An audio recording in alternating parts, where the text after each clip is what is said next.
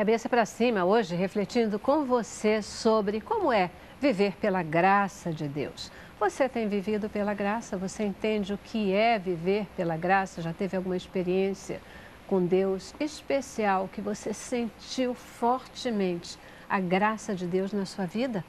Pois é, né? Muitos já tivemos, outros talvez ainda não tenham experimentado a graça de Deus. Qual é a diferença entre lei e graça? Viver pela lei e viver pela graça? Como é que é? A toda lei cabe um juízo e uma consequência. E a graça é a superação da lei para um gesto gratuito de misericórdia de Deus, que antecede, isso que eu vou dizer é bem complicado, que antecede até mesmo o meu ato de pecar. Antes que houvesse a criação, a Bíblia diz que o Cordeiro já havia sido morto antes da fundação do mundo. Portanto, o gesto da redenção de Deus, ele está acima do tempo. Quando eu me arrependo do pecado que eu cometi diante de Deus, este é um momento da cura da minha alma, da libertação do meu ser, da força deste próprio pecado. Porque Deus mesmo já tem um perdão deste pecado preparado para mim. Então, não há juízos, nenhuma condenação há para aqueles que estão em Cristo Jesus, diz o apóstolo Paulo. Romanos, para mim, é o sumário teológico da doutrina da graça de Deus. Nenhuma condenação há para aqueles que estão em Cristo Jesus. Portanto, o que há em mim é o desejo que vai se instalar em mim ao encontrar a salvação, ao ser iluminado pelo Espírito Santo de Deus, que me dá consciência do pecado, da justiça e do juízo, e que vai me capacitar para uma vida plena em santidade.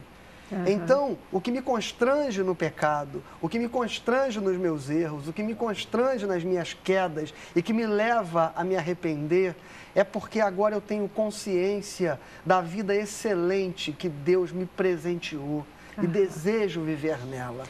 Toda vez que desejar não pecar significar para alguém tornar-se merecedor do céu e menos merecedor do inferno, ele aos poucos está perdendo o sentido de que ele é amado por Deus e que ele foi perdoado na cruz e que santidade é a consequência de uma vida liberta do pecado e não uma disciplina moral para se livrar da condenação. É muito forte, né, o que o senhor esse comentário que o senhor está falando, e a gente tem que ter atenção para o que a Bíblia nos ensina quando fala isso, porque nenhuma condenação há para quem está em Cristo Jesus. A condenação, ela não haverá, desde que a gente tenha consciência dos nossos pecados, dos nossos erros e que a gente procure esse caminho de libertação. Não significa nem que a gente não vai errar novamente, né? Porque muitas vezes, mesmo tendo vontade, a gente continua errando, mas tem aquele mover para você se distanciar, para você ser santo. Ser santo não significa não ter nenhum tipo de pecado. Para mim, significa um movimento de santidade, um movimento de busca da presença de Deus. Né? Aí a gente vê uma parceria, né, entre a graça e a lei. Né? Só consegue experimentar a graça aquele que tem consciência de ter infringido uma lei. Ou seja, como que seria a vivência da graça se nessa mente não tem a experiência ou a consciência de ter infringido as leis. Eu gosto muito daquela expressão do filho pródigo, né? E caindo em si, e ele diz, pequei. E por que ele chega à conclusão que pecou? Porque infringiu valores, infringiu conceitos, né, estabelecidos.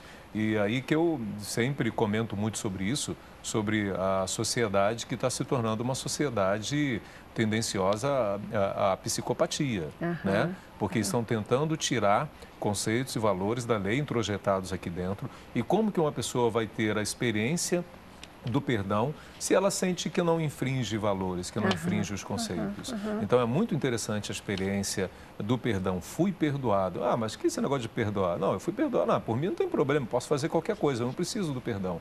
Aí é que está, porque o código de moral já está instalado aqui dentro. E se infringiu, precisa da maravilhosa graça. A gente, às vezes, quando fala de graça, sempre tem a tendência a pensar em Novo Testamento. Mas olha como que lá no Velho Testamento a graça de Deus se manifesta. Gosto muito da situação de Manassés, onde lá em 2 Reis, capítulo 24, versículos 3 e 4, fala que Manassés, ele encheu Jerusalém de sangue inocente. E foi tão pesado o pecado dele, que a Bíblia diz, por isso o Senhor não o quis perdoar. É muito pesado. A pessoa cometer pecados a ponto de Deus não querer perdoar. Está escrito isso lá, não estou inventando isso, né? Mas como é que é esse negócio? Mas Deus tem a sua promessa. 2 Crônicas 7,14, se o meu povo, que se chama pelo meu nome, confesse, humilhar e orar e buscar a minha face, eu perdoarei os seus pecados, sararei a sua terra. Mais à frente, em Crônicas, lá em 33, capítulo 33, mostra como que Manassés experimentou essa graça. A Bíblia diz que ele muito se humilhou, ele se conscientizou de que tinha infringido as leis de Deus, né? E ele muito se humilhou, orou deveras ao Senhor e Deus restaurou o reino a ele. E interessante que diz o seguinte, e Manassés conheceu que o Senhor é Deus. Então a gente consegue muito mais conhecer a Deus, não pela lei, mas pela experiência pessoal do perdão. A experiência da lei, ela pode ser ensinada, mas ninguém ensina a experiência, aquilo que é o empírico, aquilo que é o pessoal, né? Aquilo que é a questão da vivência. Né? Muitas vezes a gente diz, não, mas a graça, ela destrói a lei, ela está acima da lei. Não é verdade, né? Não é verdade. Em partes, eu diria em partes, porque quando a gente fala da lei, a partir do conceito da lei, que ela estabelece como lei um princípio de conduta que me torna apto a alguma coisa, porque essa é a crise de Lutero. Lutero, ele ia para o confessionário, voltava do confessionário, no meio do caminho ele dava meia volta e voltava de novo ao confessor e ficava nesta idas e vindas, na dúvida de que se havia ainda algum pecado, algum erro, alguma falha que ele não percebeu e que ele não tivesse confessado, porque ele acreditava que ele só poderia experimentar a experiência do perdão uma vez que ele fosse perfeito ou no seu agir ou na confissão plena de tudo que ele havia feito de errado. Nós temos a tendência de fazer o caminho do filho pródigo com a mesma consciência que ele faz. Não sou mais digno de ser chamado de filho, me recebe o Pai como um dos teus servos, porque eu não mereço mais ser tratado como filho. E a gente acaba fazendo da nossa experiência religiosa como se o pai tivesse assentido nesta decisão. Então, tudo bem, então agora me sirva. Porque as pessoas, muitas delas, elas vivem neste processo de tentar cumprir leis, mandamentos, ritos, estar na igreja, ir de manhã, ir de noite, e dar dízimo, porque elas acreditam que elas precisam servir a Deus. Isso deixa de ser um gesto de amor, uma resposta de amor ao Deus que me salvou, para ser um gesto penitencial. Perfeito. Nós herdamos essa consciência de penitência. Eu faço para me tornar merecedor. A questão de que a graça anula a lei, ela é em parte verdade para mim. Por quê? Porque aquela lei foi superada pela graça, que colocou em nós esta lei que o pastor falou, do coração. Uma lei que me torna servo por amor. Perfeito. Uma lei que diz, faça o que você quer, você é livre, mas que agora o meu coração, iluminado por Deus, abre a minha mente para a consciência daquilo que não me convém, porque gera morte em todos os sentidos que a palavra morte possa ter na experiência existencial do homem. E aí eu desejo viver em santidade por causa desta liberdade. Perfeito. Porque nem sempre a transgressão, a queda, a gente usa uma expressão na igreja, né? Ah, o crente desviado, ele está fora da graça, ele caiu da graça, ele caiu, ele pecou, ele talvez esteja pecando, mas isso não significa uma decisão fundamental de romper com a dependência de Deus e voltar para a condição original de orgulho e de pecado que nos fez inimigos de Deus. A graça de Deus está agindo e misericordiosamente vai restaurá-lo, uma vez que ele tem no coração esta decisão plena. Perfeito. Pois é, nesse sentido, né, da quebra da lei, da graça que anula a lei, o meu entendimento que efetivamente anula quando o teu coração, o teu mover, quando essa lei ela já não vem para fazer o bem, para restaurar, né?